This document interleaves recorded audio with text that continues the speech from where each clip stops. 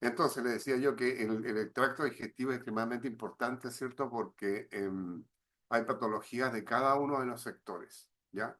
Y a través de este aparato o sistema digestivo, mire, si uno, mire, es como una forma de explicar. Si yo meto la mano por la boca y sigo y sigo y sigo y sigo y salgo vía rectal, se podría dar vuelta como una manga de camisa, ¿ya? Algunos piensan que el verdadero medio externo del universo es lo que está dentro del intestino y que lo que está hacia afuera sería lo interno, ¿ya? Entonces, eso es cuando uno empieza a hacer un poco de filosofía sobre la evolución, el origen de las especies, por qué somos como somos, por qué nos organizamos como estamos, ¿ya? Y entonces lo cierto es que nosotros, como histólogos, como microscopistas y ustedes como futuros médicos, necesitamos saber simplemente cómo se organiza dentro de la parte interna al microscopio en condiciones normales, dados los tejidos de epitelio, conectivo, muscular y nervioso y linfático que ya hemos visto, ¿cierto? Porque toda esta área del tracto digestivo, desde la vía oral a la vía anorrectal, ¿cierto? Su normalidad va a permitir que nosotros extraigamos desde los alimentos que consumimos y agua que bebemos lo que nuestro cuerpo necesita. Necesitamos nosotros agua, por supuesto, macromoléculas como por ejemplo aminoácidos, azúcares, ácidos grasos, minerales, vitaminas y más cosas, ¿ya? Entonces, eso es súper importante porque para construir nuestra masa muscular, nuestros tejidos propiamente tales normales, nosotros necesitamos consumir esto a través de la boca y a través de los espacios que nos damos durante la luz día, mientras existe luz día, esas son las luces, en los momentos que naturalmente nosotros tenemos que comer. Nosotros no debemos comer en la noche porque la genética de nuestra estructura corporal como especie no lo tiene considerado. Ahora que la especie humana tiene la extensión del día a través de la luz, ¿cierto? La luz que hace que la gente salga a comer de noche, etcétera, etcétera. Pero naturalmente cae la noche y deberíamos estar resguardados, protegiéndonos de los animales salvajes, etcétera. Bien, entonces, con esto les quiero decir que nosotros somos lo que comemos. Nosotros somos el reflejo del alimento.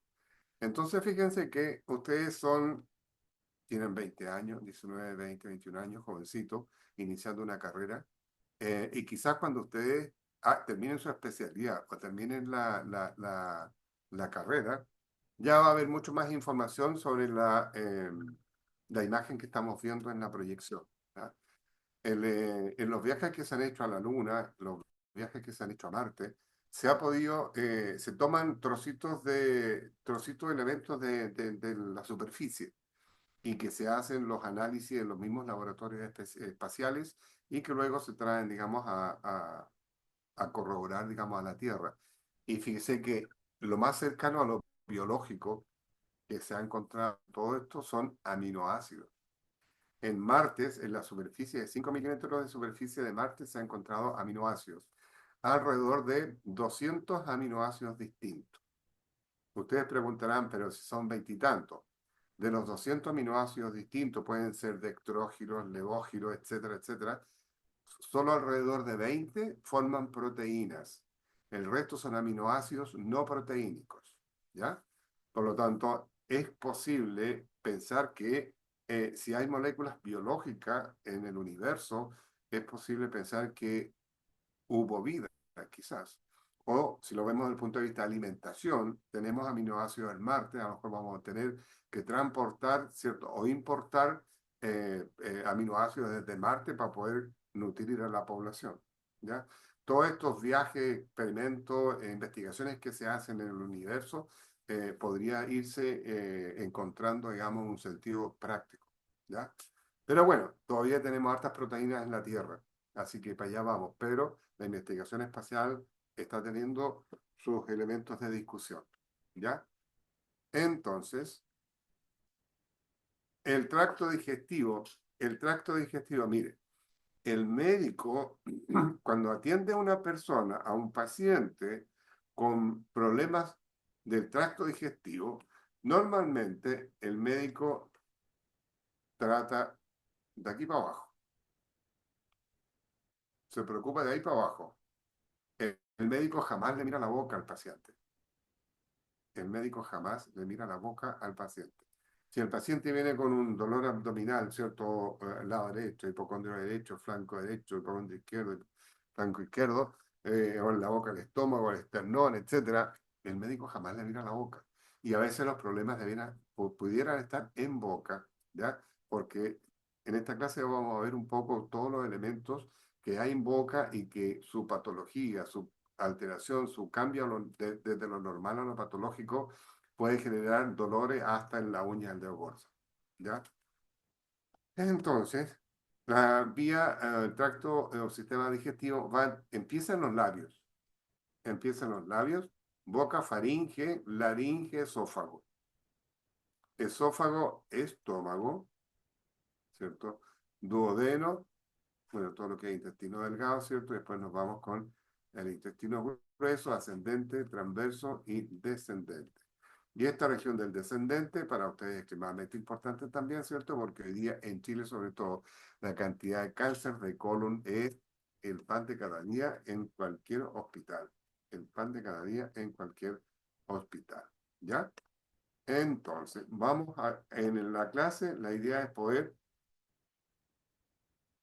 un poquito, la idea en la clase es poder ver la histología de cada uno de los segmentos que participa en la función de este sistema. ¿Ya? Entonces, es que tengo problemas con el pad aquí del mouse que no me agarra. Bien. Entonces aquí está la histología normal en un curso de histología normal. El tracto digestivo se trata simplemente de hacer secciones en las diferentes partes de la boca, esófago, estómago, duodeno, yeyuno, colon, ¿cierto? Hígado y páncreas, como las glándulas anexas propias del tracto digestivo. Entonces, esas estructuras se observan y se describen en la histología. La boca comienza con los labios, ¿ya? Comienza con los labios. Los labios presentan un repliegue del epitelio de la piel ectodérmico y por lo tanto es un epitelio estratificado plano, cornificado.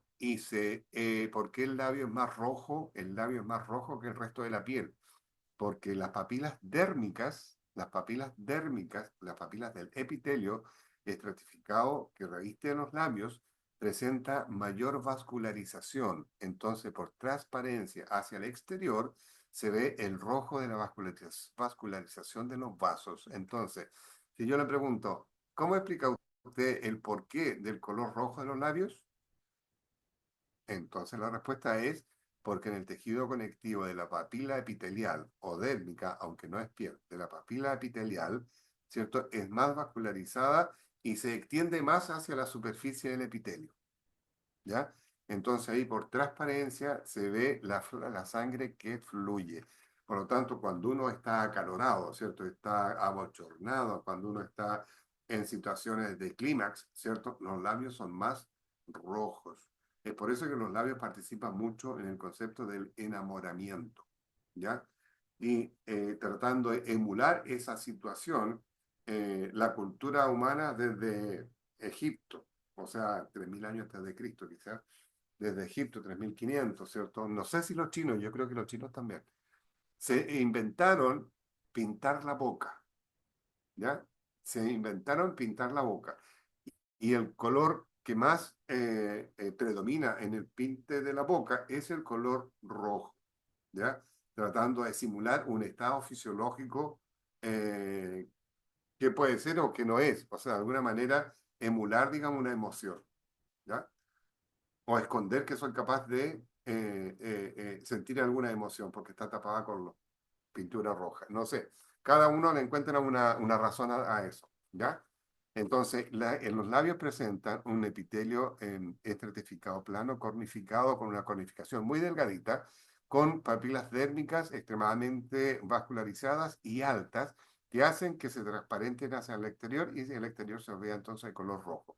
Cuando este epitelio se repliega y recubre el interior del espacio de la boca, la bóveda de la boca, ¿cierto?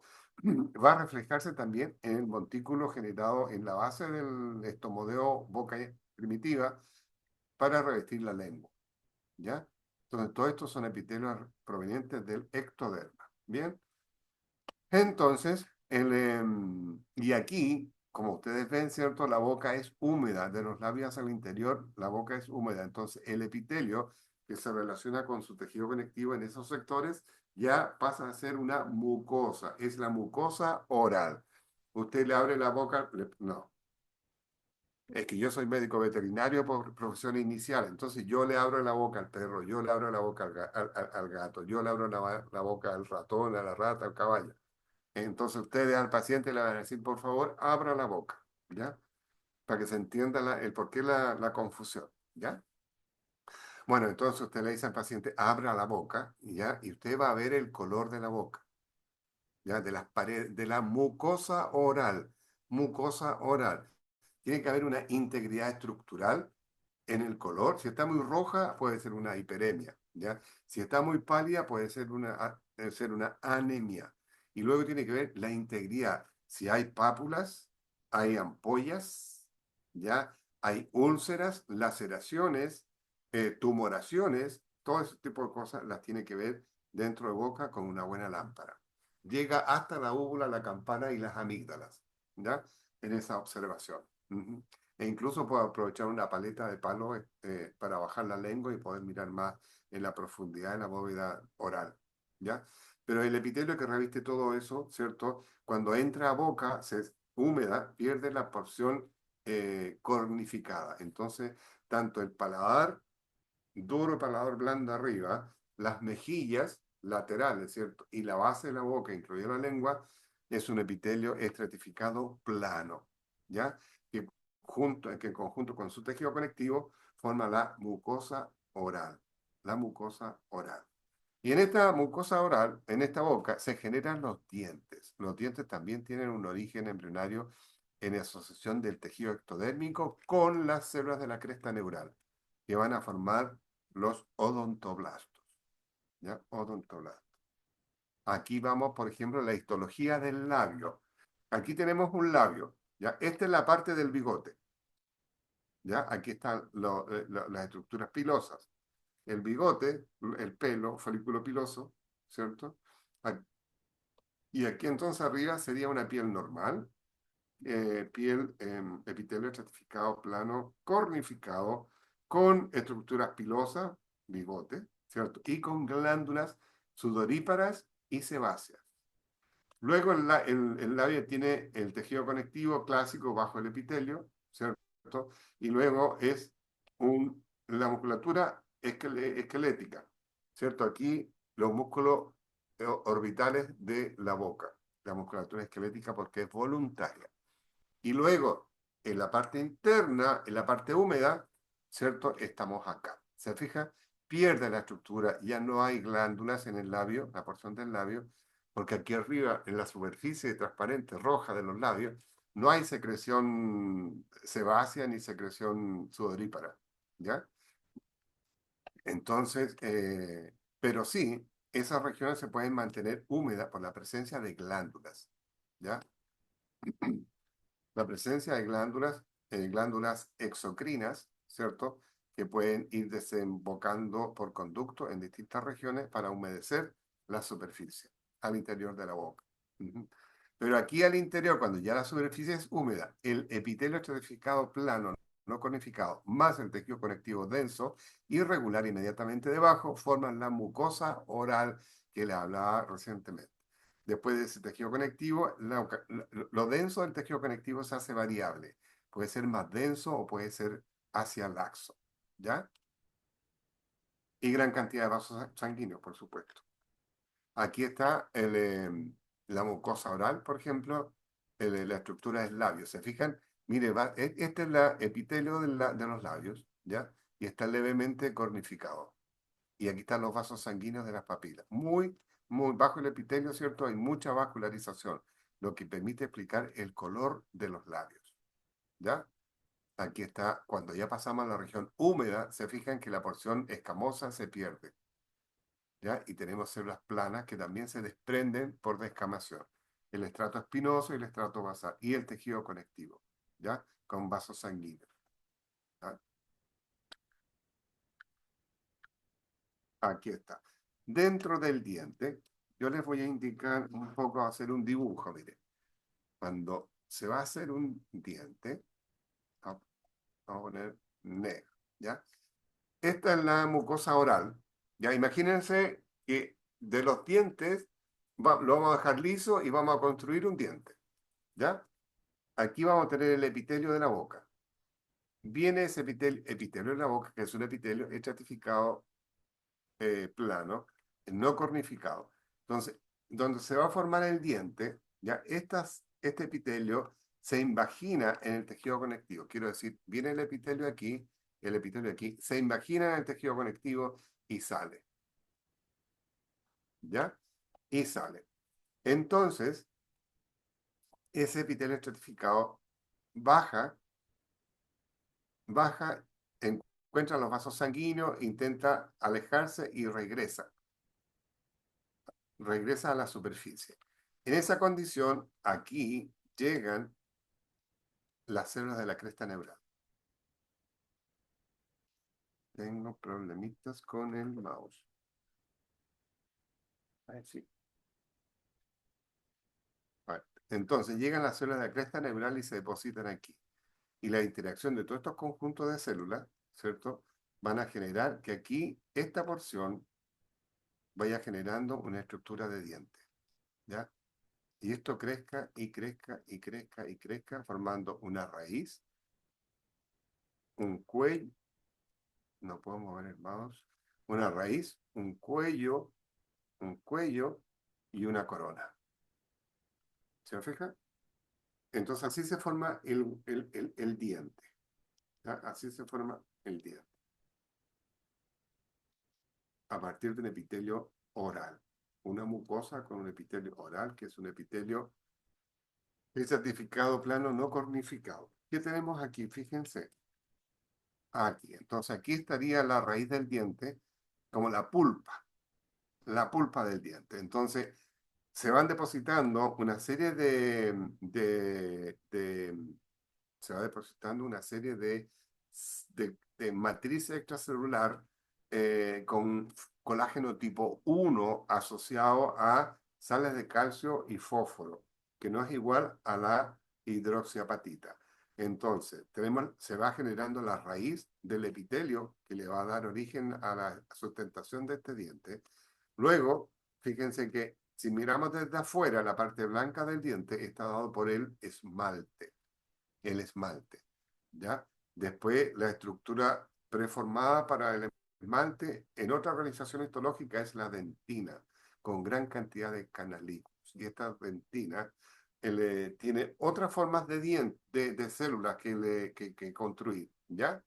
Entonces, esas estructuras, ¿cierto? Van hacia el cuello y se relacionan con el tejido conectivo subyacente a través de un cemento. Se llama cemento, pero son colágenos tipo 1 que se entrelazan, ¿ya? El colágeno de la dentina, ¿cierto? Con el colágeno del tejido conectivo se entremezclan entre ellos y eso es lo que se corta cuando se saca un diente, ¿ya? Eso es lo que se rompe y saca cuando se saca una pieza dental. Esta es la estructura que se rompe. ¿Se fijan? Aquí. Entonces, y luego tenemos la pulpa que está con orificios en la base porque le tienen que entrar elementos nutricios, vasos sanguíneos, ¿ya? Tienen que llegar al sector del diente. Entonces, si nosotros tenemos esa estructura, en general los huesos tienen una matriz, lo vimos en el tejido óseo, ¿cierto? Los ameloblastos tienen que formar el esmalte de los dientes, ¿ya? Y la dentina es formada por los odontoblastos. Estos odontoblastos secretan la dentina. Sobre la dentina están los ameloblastos que van a secretar ameloblastos que van a secretar el esmalte. Entonces, la matriz orgánica normalmente está dada por la hidroxiapatita y el colágeno 1. ¿Se fija? Estos elementos macromoleculares del tejido conectivo donde se va a construir el hueso, el colágeno, las glicoproteínas, los proteoglicanos y los fosfatos de calcio van a generar una organización estructural de alta resistencia y muy homogénea que va a ser resistente, mineralizado, ¿ya?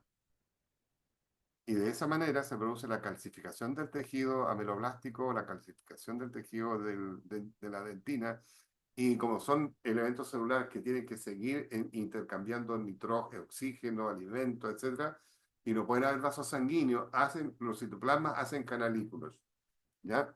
Y entonces aquí en la dentina gran cantidad de canalículos. Y a través de esos canalículos muchas veces entran infecciones o daños químicos cuando no hay un aseo después de comer. Por ejemplo, come gran cantidad de carbohidratos. Los carbohidratos se descomponen e ingresan a esos espacios y se puede descomponer. Y químicamente se puede estar haciendo daño al esmalte o a la dentina. ¿Ya? Entonces hay que reconocer estos tipos de células. Estas células, los odontoblastos, por ejemplo, provienen de las células de la cresta neural. Ahí está la papila central, que era lo mismo que veíamos anteriormente aquí, ¿cierto? Lo vemos aquí de otra manera.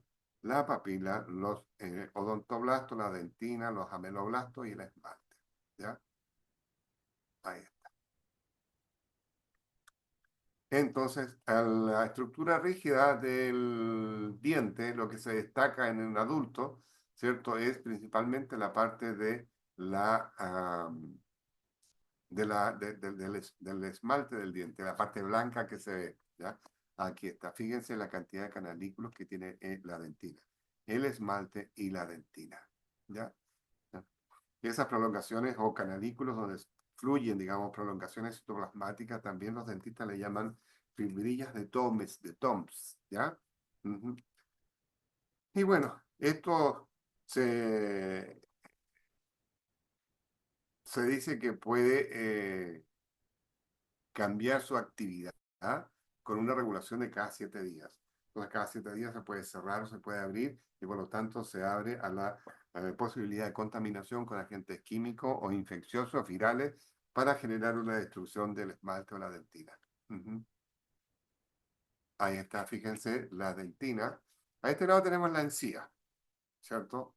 Aquí tenemos la dentina y acá tenemos el esmalte, ¿ya? Entonces, las células propias para estos tejidos duros, ¿ya?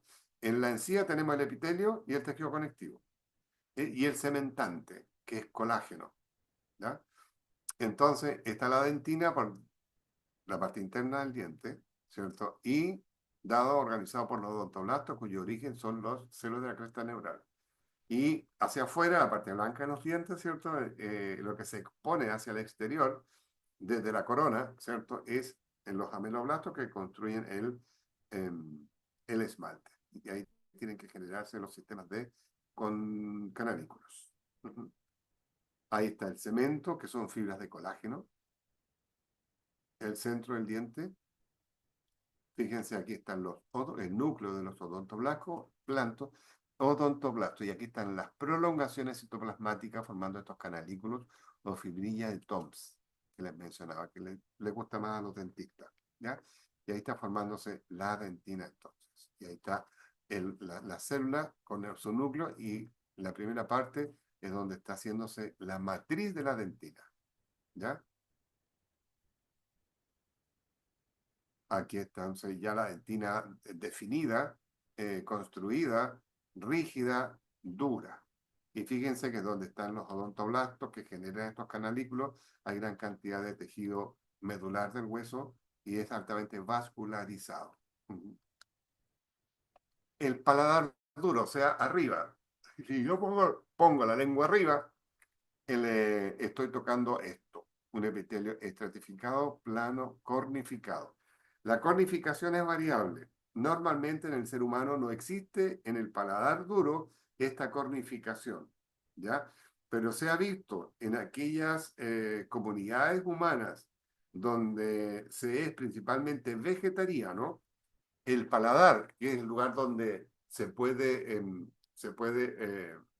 presionar presionar el alimento fibroso vegetal, ¿cierto? Podría hacer necesario que el epitelio se proteja con una estructura, un estrato córneo, como es en algunos animales, como por ejemplo la vaca, ¿ya? Los animales herbívoros presentan un paladar duro, o sea, superior, cornificado, epitelio estratificado plano cornificado. Pero naturalmente, en el humano, este epitelio del paladar duro es un epitelio estratificado plano no cornificado, pero sin embargo, en algunas especies o lugares, digamos, de acuerdo a la tipología de la alimentación del sector, si son vegetarianos, por ejemplo, o comen mucha fibra, este epitelio podría adaptarse como una forma de adaptación a los hábitos alimentarios de la población. La lengua, eh, la lengua es muy interesante porque está muy relacionado con el cerebro, ¿ya? Fíjense,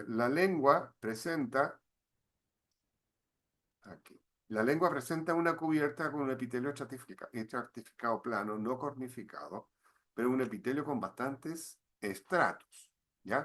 Y fíjense que presenta una serie de levantamientos o imaginaciones en las partes laterales, en las partes de la punta de la lengua, en las partes del cuerpo de la lengua, y en la base de la lengua están estas cositas grandes, ¿ya? Entonces, todas estas áreas que yo le estoy indicando, todas estas áreas que yo le estoy indicando, son áreas que pueden estar, que todas ellas están relacionadas en cómo cómo la boca trata el alimento, cómo la boca trata el alimento. Por ejemplo, ¿quién de ustedes tiene perro? ¿Alguien me puede decir, tiene algún un perro en casa o un gato, por ejemplo?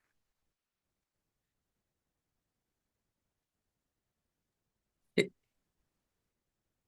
¿Cierto? Dele un pedacito de carne, dele un trocito de carne al perro. ¿Qué va a hacer el perro? ¡Tum! Iba a quedar mirando, esperando al siguiente. Se lo tragó. ¿Se fija? ¿Y los humanos hacemos eso? Bueno, algunos sí. Los humanos, nuestro aparato digestivo oral en boca, ¿cierto? No estamos preparados nosotros para tragar de esa manera, ¿ya? Tenemos varias funciones distintas, ¿ya? Primero, la boca nuestra es atrapar, tomar con lengua y labios, con lengua y labios. Funcionan las glándulas salivales, parótida, sublingual y submandibular. Se humedece el alimento, ¿ya? Luego están los dientes y el paladar, como dos palas que tienen que moler. Necesito moler más, pongo los dientes. ¿Se fija? Y todo eso te genera un estado de preparación de lo que estoy comiendo para que viaje por el esófago y llegue al estómago. ¿Ya? Entonces, para el ser humano no es llegar y tragar, como es el perro, como es la vaca. El hámster, por ejemplo, la vaca, hacen rumia. ¿Ya? De hecho, si usted quiere ver si una vaca está sana, si la ve rumiar, significa que el animal está sano. El camello también. Si están rumiando, están sanos. Nosotros, ¿qué tenemos que hacer? Masticar. Por eso el que mastica come y el enfermo que come no muere. Se fija que también son síntomas de salud, de bienestar. Bien, entonces, en estas regiones es el epitelio que reviste toda esta superficie mucosa húmeda de la mucosa oral, ¿cierto? La que tiene la modificación aquí, modificación aquí, modificación aquí, aquí, aquí, aquí, para reconocer sabores: dulce, amargo, ácido, ¿y cuál es el otro? Ácido, bueno, y no ácido, digamos. Y se ha agregado en los últimos 10 años otro sabor que es ¿lo conocen? Umami, el umami. umami, ¿cierto? Otro sabor. Entonces, cada una de estas regiones que yo les he indicado tienen una organización especial que permite aportar a todo este proceso oral con los alimentos, con los alimentos. Aquí, en esta estructura, cuando están relacionadas con el sistema nervioso, nos debiera quedar un recuerdo de las condiciones químicas palatables, o sea, que yo puedo soportar en boca palatables de los alimentos. Por ejemplo, el azúcar. Yo consumo un agua con azúcar y debo tragar y al instante mi lengua se olvida del color del sabor dulce, ¿ya? En cambio, por ejemplo, si consume sacarina, una cucharada de agüita con sacarina, usted se toma esa cucharada de agua, embebe la boca, se lo traga y la boca le va a quedar por 3 4 horas endulzada, ¿ya? Es la forma de reconocer cuando un producto alimenticio que usted compró, el dulzor que tiene no es azúcar natural, ¿ya? Bueno, sigamos viendo entonces esto. Borramos acá. Bueno, esas estructuras que yo les indiqué en la lengua, aparte del epitelio que reviste toda la lengua protegiéndola, se llaman papilas linguales, papilas de la lengua, ¿ya? Entonces, hay papilas de la lengua que se llaman papilas filiforme, están en todo el cuerpo de la lengua, la parte central de la lengua, ¿ya? Y el epitelio con el epitelio, no, el epitelio con el tejido conectivo, o sea, la mucosa de la piel de la lengua para construir una papila filiforme hace esto. Viene el epitelio y se levanta, se fija y genera una estructura como montículo de alfileres, como montículos alfileres. Entonces, el epitelio, el conectivo, es decir, la mucosa, genera la papila. Y la estructura es como alfileres, o sea, filiforme. Entonces, en esa porción se encuentran las papilas filiformes. Por ejemplo, los que han vivido la sensación de que un gato le pase la lengua en la mano. ¿Cierto? Un gato le pase la lengua en la mano o le van a sentir la lengua áspera, ¿ya? Esa sensación áspera son estos como alfileres de la mucosa superior de la lengua, las que hacen eso, ¿ya? Y eso es para embeber la superficie con el alimento que yo acabo de ingerir, ¿ya? Con la humedad, ¿ya? Entonces se va relacionando. Y así entonces, para retener las partículas del alimento que estoy procesando en boca, ¿ya? Fíjense que a veces esas papilas vienen esas papilas, que es la mucosa, o sea, el epitelio más el tejido conectivo. La mucosa viene, hace un levantamiento en la superficie y en ese levantamiento se organiza como un hongo y continúa, ¿ya? Y como es un levantamiento del epitelio, se llama papila. Y como tiene la forma de hongo, fungiforme. Papila fungiforme, ¿ya? Y esa papila fungiforme está en la parte parasagital del centro de la lengua, en distintas partes, pero hacia la punta, ahí. A veces, solo a veces, solo a veces, este epitelio, este tejido conectivo del cual se construye esta papila, genera terminaciones nerviosas que terminan en el espesor del epitelio, formando una especie de barrilito. Solo muy rara vez, ¿ah? En este tipo de papila. Y aquí están las terminaciones nerviosas que van a tomar contacto con el alimento procesado en boca. Y van a decir, ah, amargo, ah, salado, ah, dulce, ah, no, ácido. ¿Ya? Y lo va a reconocer. ¿Ya? Solo algunas papilas fungiformes tienen estas estructuras gustatorias, se llaman corpúsculos gustatorios. Esta estructura entonces es el corpúsculo gustatorio, ¿ya? Pero aquí ponga atención. Si tiene un espejo al frente, abra la boca, a ver, si tiene usted un espejo al frente, ¿ya? Abra la boca y mírese la lengua al fondo. Aquí, quiero decir, no llegar a las amígdalas, no, sino que en el cuerpo de la lengua, en la porción basal, va a tener como una estructura como en B, en V, digamos, ¿ya? En esa línea V van a estar estas papilas, ¿ya? De esta manera. Ujú. ¿Ya? Entonces, entonces, ¿cómo se construyen esas papilas? Papilas son muy importantes. Esas papilas, considerando también el movimiento de la mucosa oral, o sea, el tejido conectivo eh, denso y variable, y el epitelio estratificado plano, no cornificado, viene aquí de la lengua, estoy en esta parte, ¿ya? Aquí en esta parte. Viene aquí y en vez de irse hacia arriba, se va hacia abajo, formando un túnel hacia abajo. Luego sube, se aplana y vuelve a hacer lo mismo, ¿ya? Ahora, recuerden que esto es en redondo, o sea, es aquí en todo, ¿ya? El dibujo es plano, pero es en redondo, ¿ya?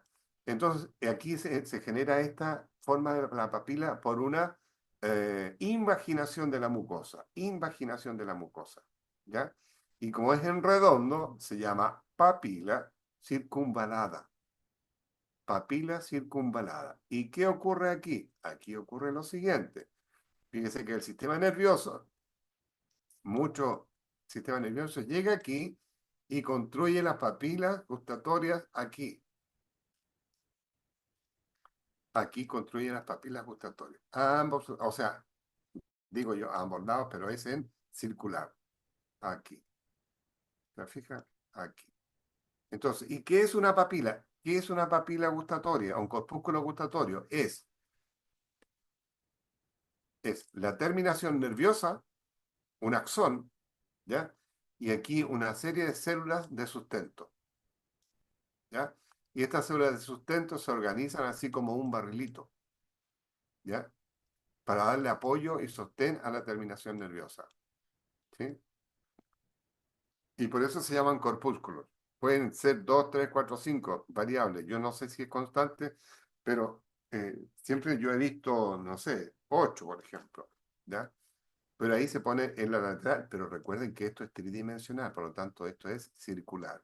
Y eso se solevanta un poco y por eso se solevanta aquí. Y son las cositas en la V de la base de la lengua que uno se ve como que están ahí como corpulitos, ¿ya? Entonces, estas son las que a mí me permiten percibir los sabores de los alimentos, ¿ya? Percibir los sabores de los alimentos, ¿ya?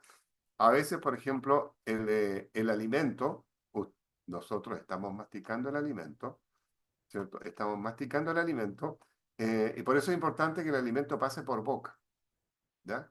No llegar y tragar, sino que el alimento pase por boca y pase el alimento que está rozando la lengua, se está humedeciendo, se está destruyendo en sus moléculas basales, ¿cierto? Por ejemplo, las moléculas ácidos grasos cadena corta, ¿cierto? Que van a dar el sabor. Entonces, esas moléculas del alimento se meten aquí. ¿Se fija? Aquí está lleno de comida, pero estas se meten aquí. Y al meterse aquí, los ácidos grasos, por ejemplo, yo voy a tomar el sabor. Se dije, voy a decir que está rico, el asado está sabrosísimo. Tengo hambre. El asado está sabrosísimo, ¿cierto? ¿Por qué? Porque estos axones que están en estos corpúsculos del epitelio de la papila circunvalada me permite llevar la información de aquí, por ejemplo, electrolitos, ácidos grasos, un montón de moléculas que me permiten llevarla al sistema nervioso central y va allá al área del reconocimiento de los sabores, ¿ya? El reconocimiento de los sabores. Esto es independiente que la lengua me sirva para hablar, ¿ya? Eso es otro tema. Esto es solamente desde el punto de vista digestivo, ¿ya? Entonces ahí se perciben esos sabores a través de los axones, ¿ya? Entonces, a veces, por ejemplo, es importante que ustedes como futuros médicos vean esto. A veces las personas no hacen aseo adecuado de su boca, no hacen aseo adecuado de su boca y comen y no se lavan los dientes o no se lavan la boca. Han visto ahora que hay unos cepillos dentales que por una parte están las cerdas, ¿cierto? Para cepillar y por el otro lado hay como un rastrillo. Ese rastrillo es para limpiar la lengua, o sea, para intentar sacar los residuos de alimentos que hay aquí, ¿ya? ¿Por qué? Porque si los residuos de alimentos que están aquí no se sacan, primero el paciente, la persona va a estar siempre con una sensación de estar sintiendo sabores raros, sabores raros. Y el problema es que no se ha aseado la boca luego de haber comido. Fíjese que un secreto, la mejor manera de poder evacuar naturalmente esto es comiéndose un pedacito de chocolate. ¿Ya? Por eso es que en los paneles de degustación en la industria que hacen experimentos con alimentos, en el panel le ofrecen a usted una cucharita, por ejemplo, salsa de tomate. Están ensayando una salsa de tomate, ¿cierto? Tienen 10 muestras distintas. Le pasan a usted la primera muestra, usted toma, luego se lava la boca, un sorbito de chocolate o un trocito de chocolate. Y después pasa a la muestra siguiente. ¿Por qué? Porque anuló lo que está ocurriendo acá. Ahora, si no hay ninguna limpieza, puede ser el origen de la halitosis. Puede ser el origen de la halitosis, ¿ya? De un paciente, de una persona. Muy mal olor en boca, ¿cierto? Y la persona dice, pero ¿cómo si yo me lavo los dientes todos los días? ¿Ya? Y hay una halitosis. Entonces, cuando usted atienda a una persona que tiene halitosis, tiene que inmediatamente revisar boca entera, hábitos, y medir la glucosa en sangre porque puede ser diabética, porque hay otra forma, de qué otra manera, qué otro origen tiene el mal olor en boca o la halitosis. Es el metabolismo del azúcar, el metabolismo del azúcar en una persona diabética, que el metabolismo del azúcar termina formando gran cantidad de cuerpos cetónicos. Y los cuerpos cetónicos, como moléculas muy pequeñitas, ¿cierto? Van a llegar a la región por los vasos sanguíneos, el suero de los vasos sanguíneos va a llegar, por ejemplo, al pulmón, del pulmón a los alveolos, y de los alveolos al aire que botamos en boca. Y ahí vamos a tener un aire muy cetogénico, ¿ya? Muy cetoso, digamos, ¿ya? Entonces, la persona diabética suele tener mal olor de boca porque es un mal olor bioquímico desde la sangre, ¿ya? En cambio, lo que estamos viendo acá es un problema de aseo o de qué estoy comiendo, cuánto estoy comiendo, a qué hora estoy comiendo, etcétera. Porque en la mañana uno amanece generalmente con la boca descompuesta, ¿ya? Porque el alimento que quedó como residuo sobre la lengua está siendo putrefacto, metabolizando, catabolizando, destruyéndose, ¿ya? Porque ese alimento ya prácticamente no va a servir para el metabolismo energético de la persona. ¿Se fijan?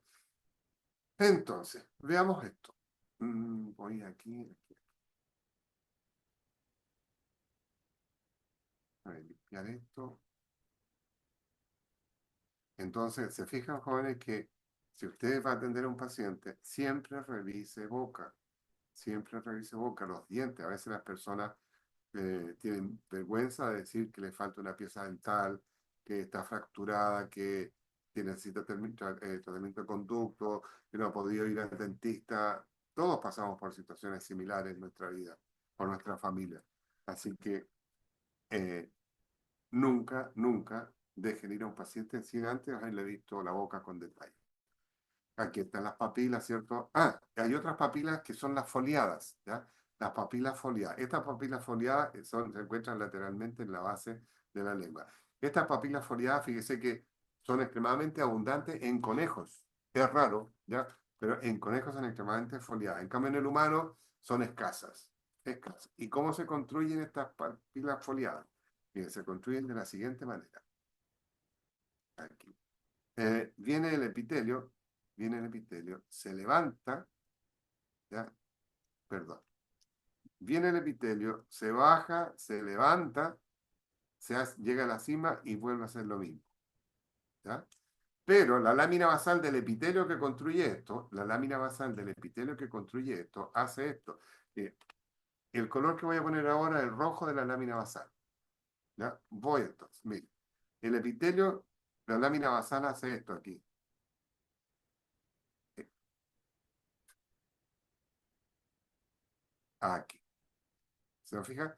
Entonces aquí hay conectivo que hace esos levantamientos como las torres del Paine.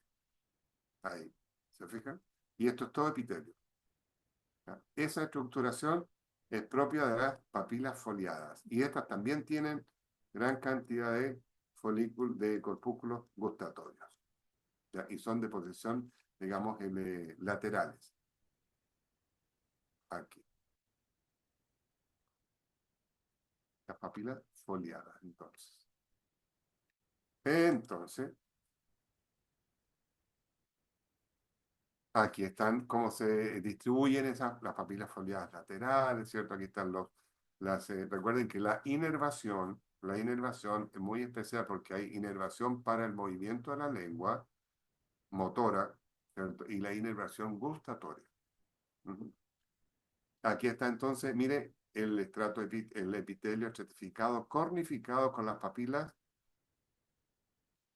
en su región dorsal, ¿cierto? Las papilas filiformes, en forma de agujas, ¿ya? Y aquí está la musculatura que la vimos en el músculo. Aquí está la superficie de la lengua que no tiene papilas, la superficie de la lengua que no tiene papilas, o sea, la parte ventral, la parte de abajo de la lengua, la parte que está escondida en la base de la lengua. Se fija, el epitelio es plano. Ahí no debería quedar alimento. Ahí desembocan los líquidos de las glándulas salivales. Fíjense, ahí está una papila filiforme, muy destacada. Ahí está el epitelio, ¿se fijan? Y aquí están las glándulas linguales. La lengua también tiene glándulas. Y estas son glándulas seromucosas, ¿ya? Mixtas, y tienen su conducto excretor. Ahí está, en forma de aguja, una papila filiforme. Se fija que su borde no tiene corpúsculos gustatorios. Aquí están las filiformes,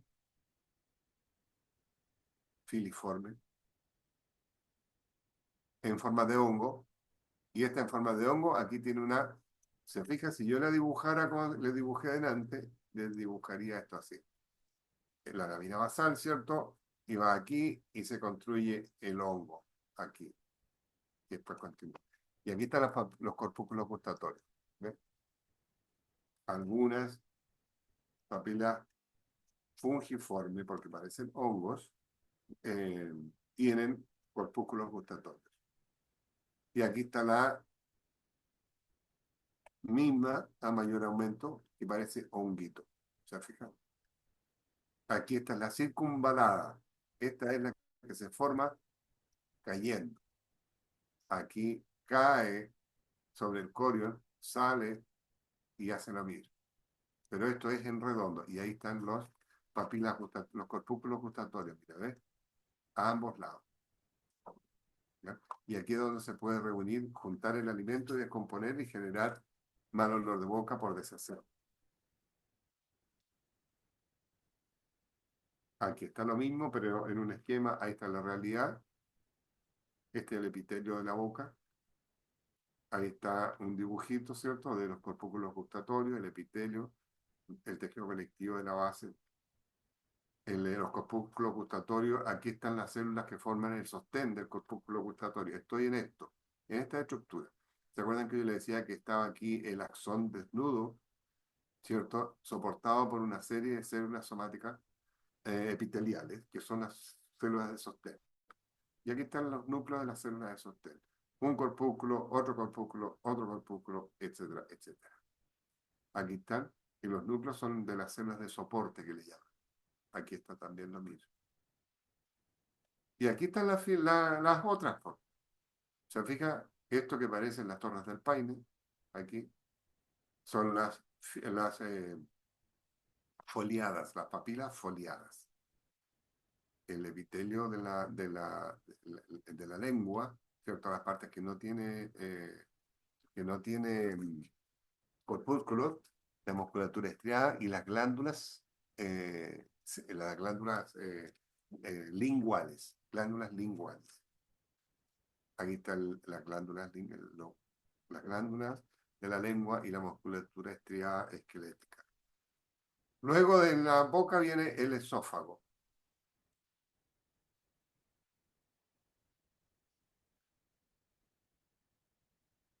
¿Ya?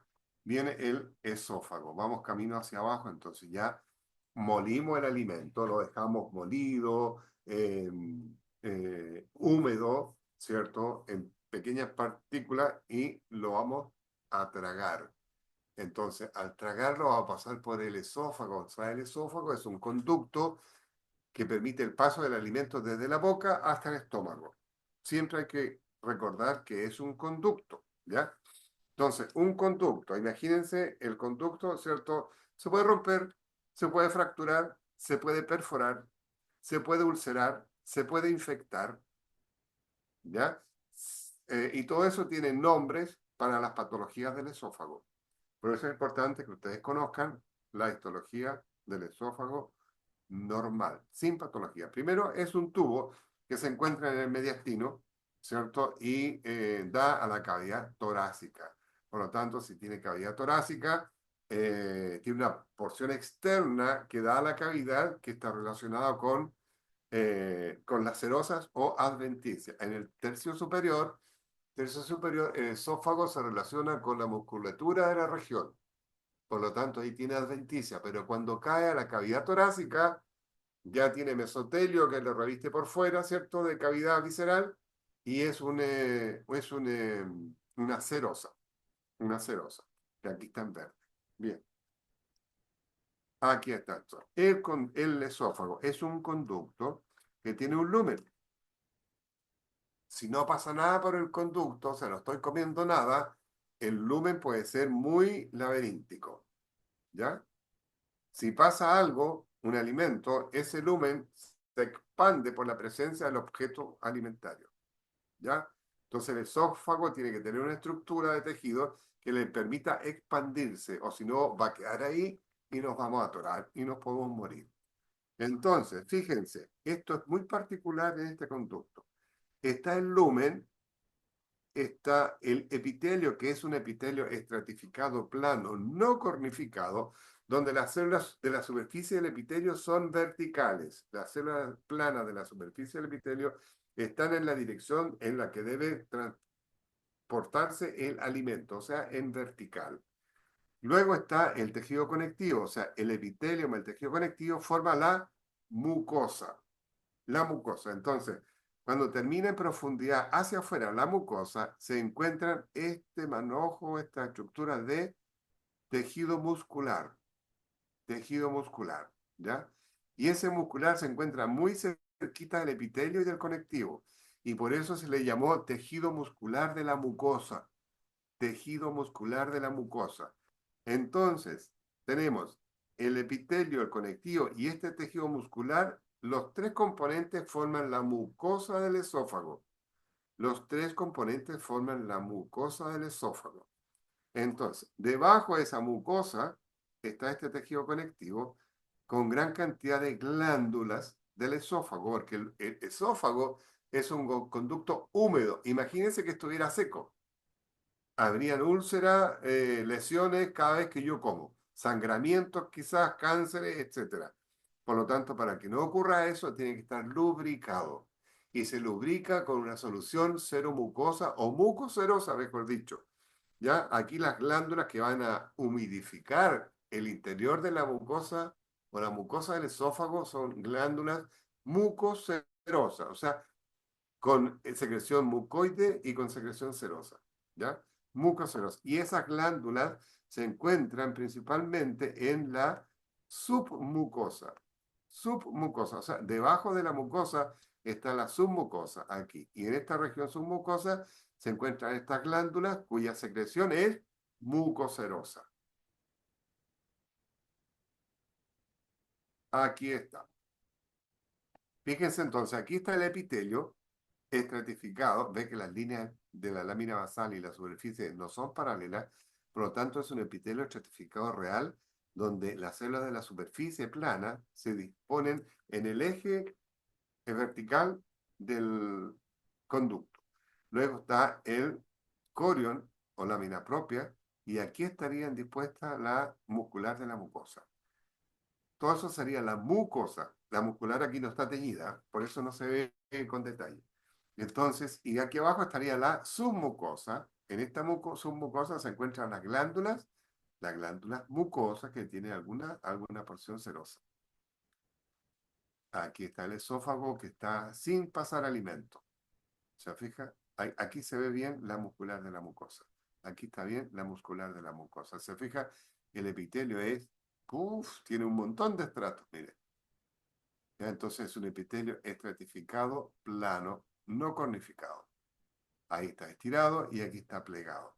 Y aquí está el corion y aquí está la muscular de la mucosa. O sea, todo esto es la mucosa esofágica. Eh, entonces, eh, voy a hacer el último comentario, ¿cierto? Ya sabemos lo que es el esófago. Del esófago nos va a permitir pasar de la boca al estómago, ¿ya? En esa transición, en esa transición del esófago al estómago, aquí ocurren varias condiciones variables, ¿ya? Varias condiciones variables. Veníamos del esófago, el esófago hasta aquí. ¿Qué epitelio tiene? Un epitelio estratificado, plano, no cornificado, ¿cierto? No cornificado, ¿ya? ¿Y el estómago qué epitelio tiene? Un epitelio monoestratificado o simple, monoestratificado o simple, pero cilíndrico,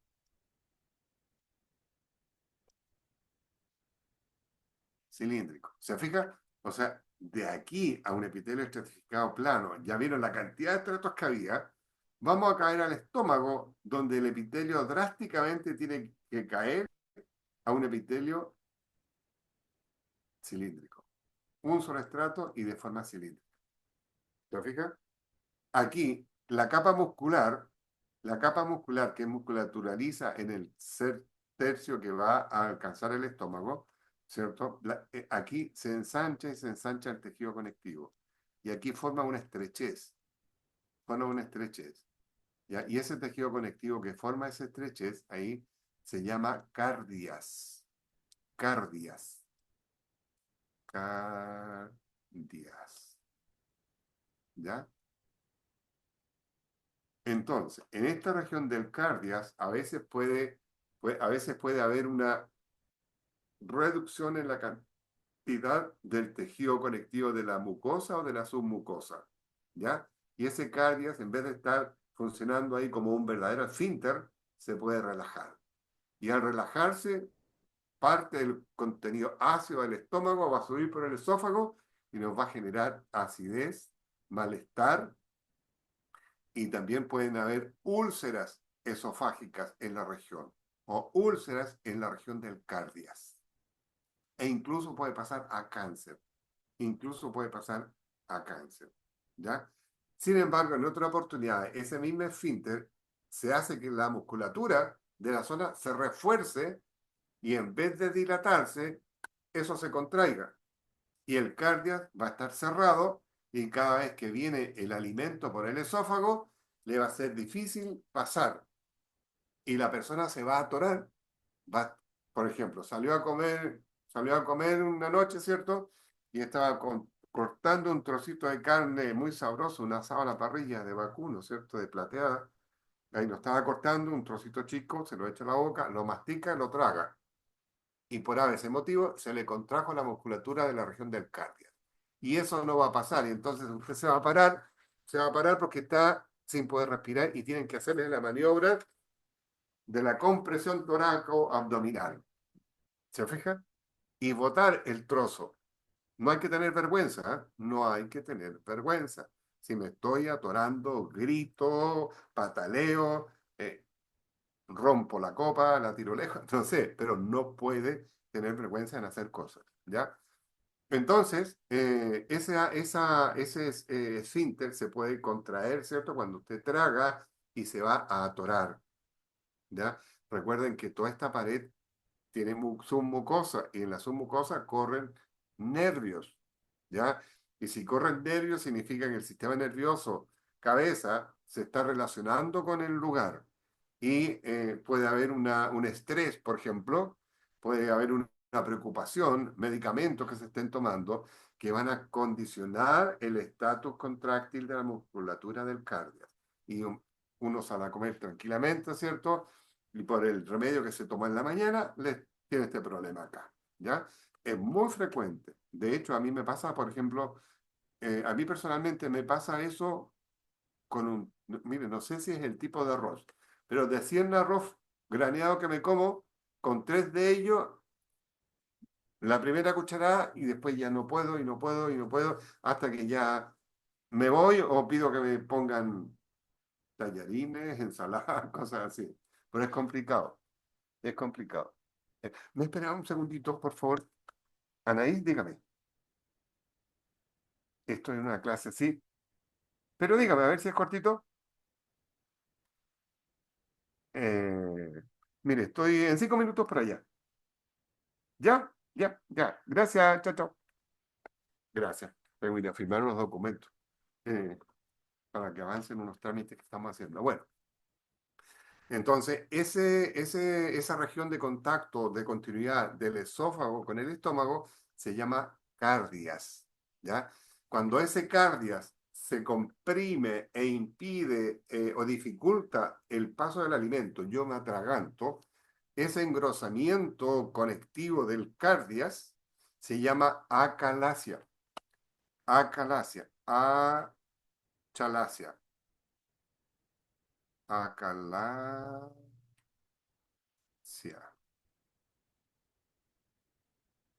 Acalasia, ¿ya? Entonces el diagnóstico de esa estrechez es acalasia. Entonces el médico le dice, ya, vamos a tomar una radiografía con contraste. Le van a meter a hacer tomar un líquido de contraste radiográfico y le van a tomar radiografía y le van a encontrar que el conducto, el lumen es pequeñito, pequeñito ya. Entonces hay que operar, ¿ya? Entonces, para conocer todo eso, tenemos que conocer la histología normal de la región, ¿ya? Entonces, a veces ese esfínter o la calasia es tan traicionera que daña tanto el epitelio de la región, daña tanto el epitelio de la región, que en la región empiezan a haber incluso células caliciformes, incluso pueden aparecer células caliciformes en la región del cardias, ¿ya? Y eso tiene todo un síndrome que lo vamos a ver después, ¿ya? Esas células caliciformes del tracto digestivo solo deben aparecer del duodeno hacia atrás, ¿ya? Aquí está el cardias, ¿se fijan? Aquí está.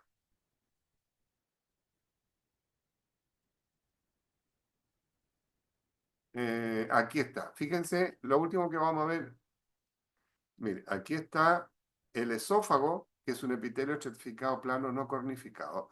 Y aquí está la muscular de la mucosa, esto más intenso de rojo, ¿ya? Y aquí pasaba el epitelio del estómago. Mire el epitelio del estómago, es un epitelio simple cilíndrico. Entonces, esta es la región que ha dado la especialidad, especialidades médicas, incluso de gastroenterología, ¿ya? Porque hay gran cantidad de... imagínense una célula con regulación de su expresión génica. Está viajando por aquí y dice, ah, mira, cuando estoy por aquí tengo que formar parte de un epitelio estratificado plano no cornificado. Mire, doy un paso para acá al estómago y mire, me tengo que transformar en un epitelio simple cilíndrico.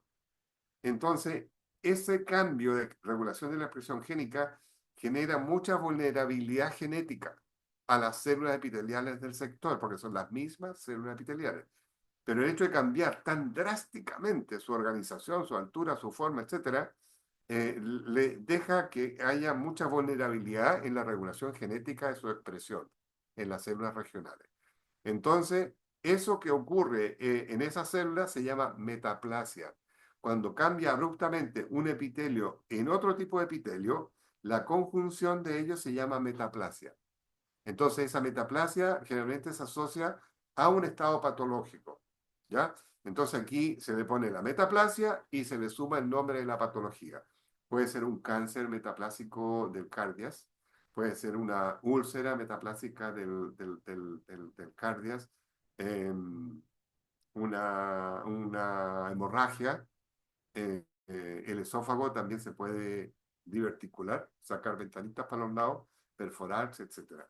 ¿Se fija? Entonces aquí hay, pasar del esófago al estómago genera esta vulnerabilidad en la regulación génica de las células epiteliales propias del sector y generar el famoso cáncer gástrico o cáncer de cardias. También el doctor Barrett, ¿cierto? Que está aquí, fue el que describió que a veces en el cardias las lesiones eran tan graves que el epitelio que lograba organizarse en esta región incluso incluía células caliciformes, ¿ya? Y de hecho, fíjese, aquí están algunos riesgos, factores de riesgo que pueden generar esta situación. Edad avanzada, reflujo crónico, hernia al hiato, obesidad, tabaquismo. La verdad, joven, es que esto es lo que citan los libros, ¿ah? Pero yo personalmente, a ver, yo personalmente me rehúso, yo me rehúso a aceptar esta. Me rehúso a aceptar esa. Me rehúso a aceptar esa como condición preexistente necesaria para la generación de el esófago de Barrett, que es cuando esta región del cardia, ¿cierto? Se produce una metaplasia patológica con la aparición incluso de células caliciformes, ¿ya? Y que es el paso al cáncer de esófago, ¿ya?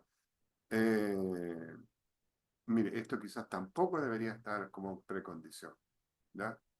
Pero sí la hernia al hiato, porque esto sí es complicado, ¿ya? Sí un reflujo gastroesofágico. Y la edad, porque bueno, todo se empeora con la edad nomás, pues, pero no que sea un factor como tan determinante y específico, ¿ya? Jóvenes, le hago esos comentarios en el sentido de que todo lo que ustedes lean, cuando uno ya empieza a conocer más el asunto, uno puede tener opinión. Usted como médico, por ejemplo, después se va a dar cuenta, mira, la verdad es que el cigarro no provoca esto. El problema es que la persona que fuma por fumar no come. Y lo que le provoca problemas es no comer, no el tabaquismo. ¿Ya? Y así se pueden hablar un montón de cosas. Jóvenes, yo con la conferencia de delante, digamos, que fue maratónica, estoy medio cansadito de la garganta y tengo que ir a firmar un documento. Entonces, como tenemos 3 sesiones de